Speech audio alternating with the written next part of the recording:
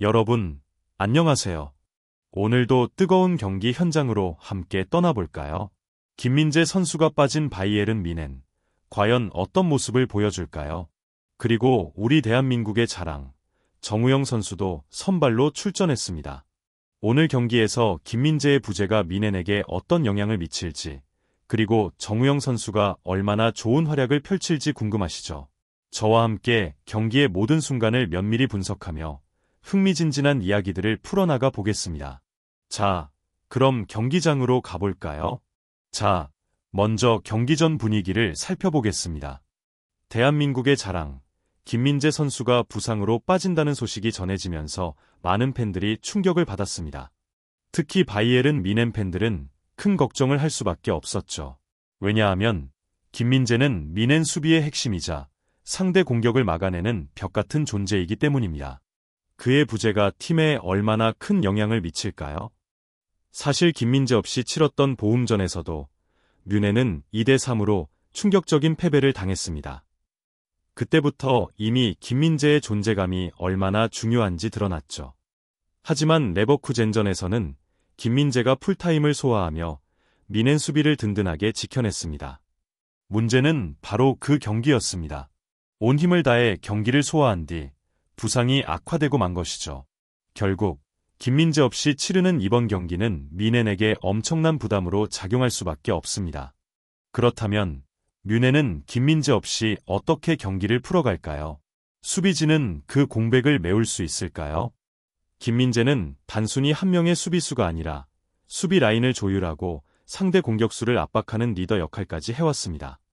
그런 그가 빠진다는 것은 단순한 전력 이탈이 아니라 경기 흐름 자체가 달라질 수 있는 엄청난 변수입니다. 이러한 상황에서 뮌헨은 일본 수비수 이토 히로키를 대체자로 투입할 수도 있다는 관측이 나왔습니다. 하지만 결국 이토는 선발 명단에서 제외됐고 경기 후반이 되어서야 교체로 출전했죠. 뮌헨이 김민재 없이 어떤 모습을 보일지 이 경기를 통해 확실하게 확인해 볼 수 있을 것입니다. 자, 그렇다면 이제 본격적으로 경기 내용을 살펴보겠습니다. 자, 드디어 경기가 시작됐습니다. 예상대로 바이에른 뮌헨은 강한 압박과 높은 점유율로 경기를 주도했습니다.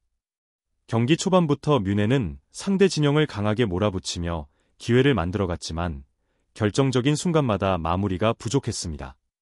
해리 케인은 몇 차례 좋은 찬스를 맞이했지만 번번이 골문을 벗어나거나 상대 골키퍼에게 막히고 말았죠. 경기장을 가득 채운 뮌헨 팬들은 탄식을 내뱉으며 아쉬움을 감추지 못했습니다. 뮌헨이 공격을 퍼부었지만 수비진은 점점 흔들리기 시작했습니다. 바로 김민재의 빈자리 때문이었습니다. 김민재가 있을 때는 상대의 빠른 역습을 차단하고 수비 라인을 정리하며 팀 전체를 조율하는 역할을 했습니다. 하지만 그가 없는 오늘 경기에서는 수비수들 간의 소통이 원활하지 않았고 조직력이 무너지는 장면이 자주 포착됐습니다.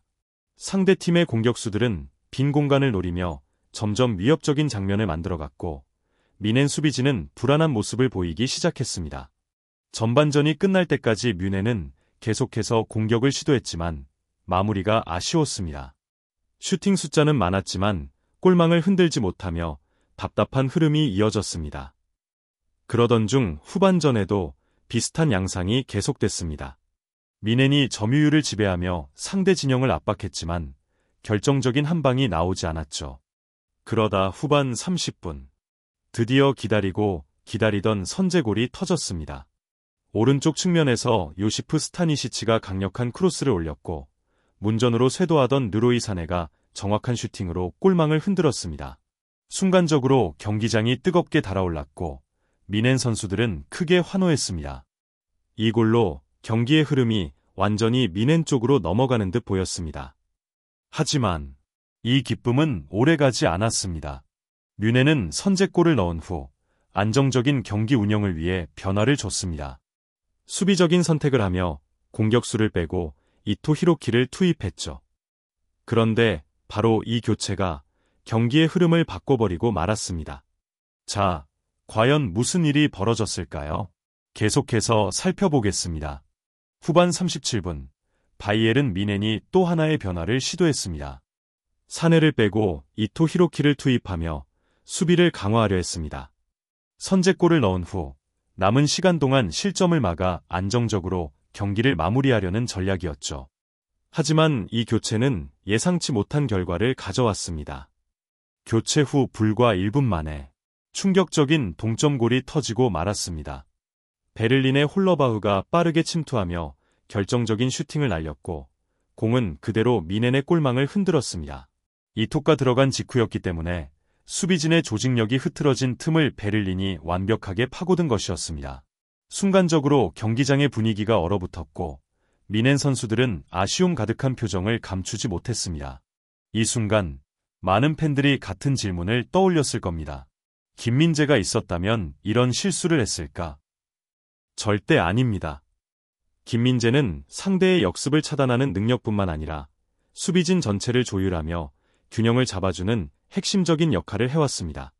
오늘 경기에서 실점하는 과정에서 미넨 수비진이 흔들리는 모습을 보면 김민재의 부재가 얼마나 뼈아팠는지 다시 한번 실감할 수 있었습니다.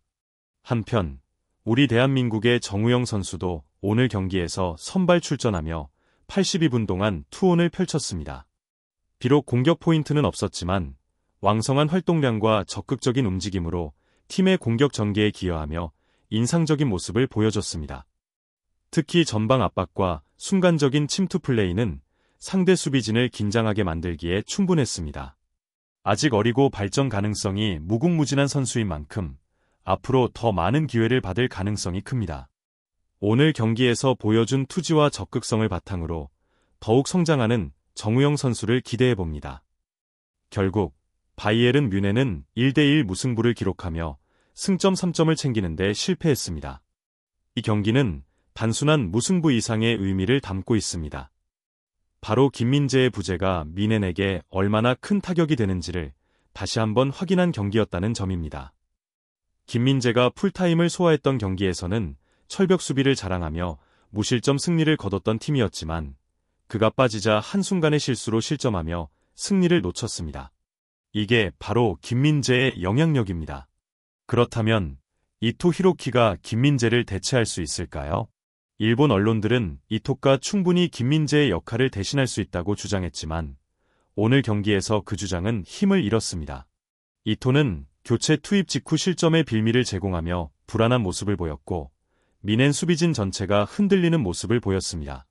수비 리딩, 순간적인 대응 능력, 그리고 수비진의 중심을 잡아주는 리더십까지 김민재의 존재감은 단순한 개인 능력이 아니라 팀 전체의 경기 운영에까지 영향을 미친다는 사실이 다시 한번 증명되었습니다.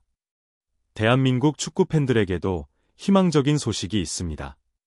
오늘 경기에서 정우영 선수가 인상적인 활약을 펼치며 앞으로의 성장 가능성을 보여주었죠. 또한 김민재가 회복 후 복구하면 다시 한번 미넨의 핵심 수비수로서 가치를 입증할 것입니다. 우리는 앞으로도 김민재 선수의 빠른 회복을 응원하며 대한민국 선수들이 유럽 무대에서 더욱 빛날 수 있기를 기대하겠습니다.